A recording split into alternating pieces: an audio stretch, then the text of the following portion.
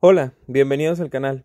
Mi nombre es Alejandro Santana y el día de hoy vamos a resolver el ejercicio 7.16 del libro de Tippens, Física, Conceptos y Aplicaciones. Dice, una masa de 10 kilogramos se eleva por medio de un cable ligero. Nos preguntan cuál es la tensión en el cable cuando la aceleración es igual a, inciso A, 0, inciso B, 6 metros por segundo al cuadrado hacia arriba y o más bien inciso C, 6 metros por segundo al cuadrado hacia abajo. Muy bien, entonces lo primero que vamos a hacer es dibujar el ejercicio que nos están planteando aquí. Entonces, a pesar que no nos digan explícitamente que aquí tenemos una polea, nosotros vamos a dibujarla para poderle dar un poquito más de sentido al ejercicio que tenemos aquí. Entonces nos dicen que tenemos nuestra masa, que de igual manera pudimos haber dibujado esto sin la polea, simplemente lo hago yo porque creo que así se entiende mejor el ejercicio. Y acá tenemos a alguien, por ejemplo, que está jalando esta polea y está haciendo que esto se eleve o que baje nuestra masa de 10 kilogramos. Entonces aquí le vamos a poner el valor de la masa. Y nos están preguntando por la tensión en el cable, sería la fuerza que está ejerciendo el cable para poder elevar a este objeto. Entonces, eso es lo que nos están preguntando. Entonces vamos aquí a escribir inciso A. Muy bien. Y antes de empezar con el ejercicio propiamente, vamos a escribir también la fórmula con la que hemos venido trabajando, que es la siguiente: fuerza es igual a masa por aceleración. Pero aquí es importante escribirlo también de otra manera, que sería la sumatoria de fuerzas es igual a la masa multiplicado por la aceleración. Ahorita vamos a entender por qué es importante hacer esto.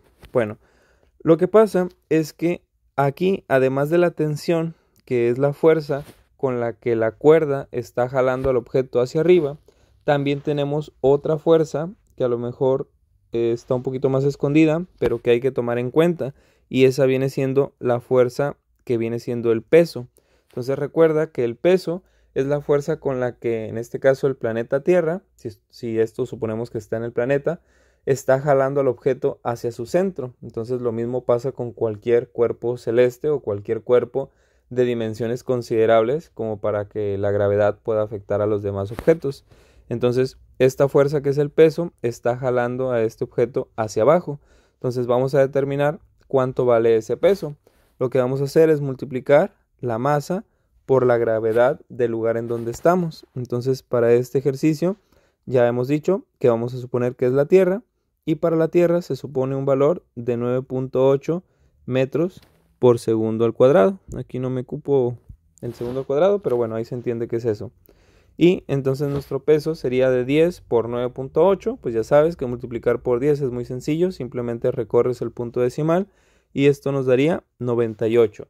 Y la unidad que vamos a tener son newtons. Entonces el peso de este objeto sería de 98 newtons. Muy bien.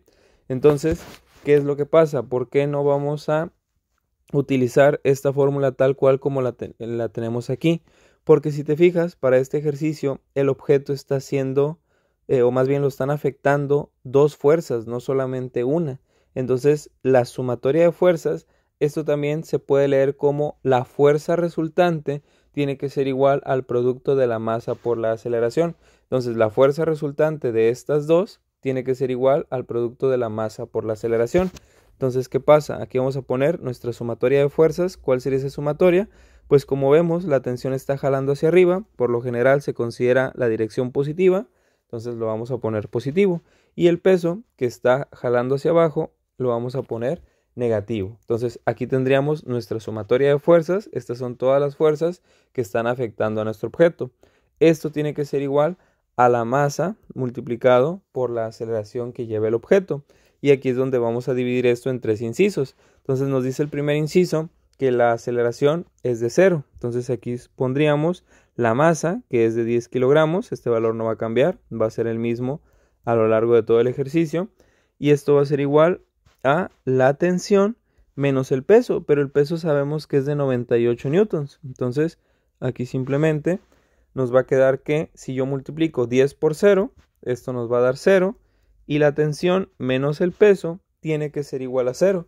Pues despejando la tensión, me queda que el peso que está restando lo paso al otro lado, pasaría sumando 0 más 98, pues me queda entonces que la tensión tendría que ser de 98 newtons. Y esto es lógico porque la única manera en que la aceleración puede ser cero, bueno, habría dos maneras. Sería cuando el objeto se encuentra completamente en reposo, entonces pues la cuerda solamente tiene que ejercer la misma tensión que el peso para mantenerlo en equilibrio. Eso sería cuando el objeto se encuentra quieto.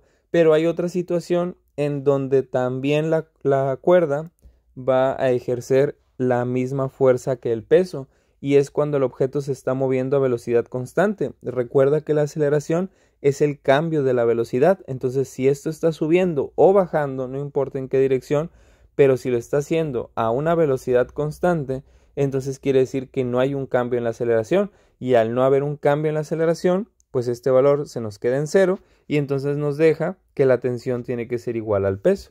Entonces, esas serían las situaciones en donde tendríamos el inciso A, que es una aceleración de cero. Muy bien, ahora vamos a realizar el inciso B. La verdad que es similar a lo que acabamos de hacer. Tenemos nuevamente que la tensión menos el peso tiene que ser igual al producto de la masa por la aceleración.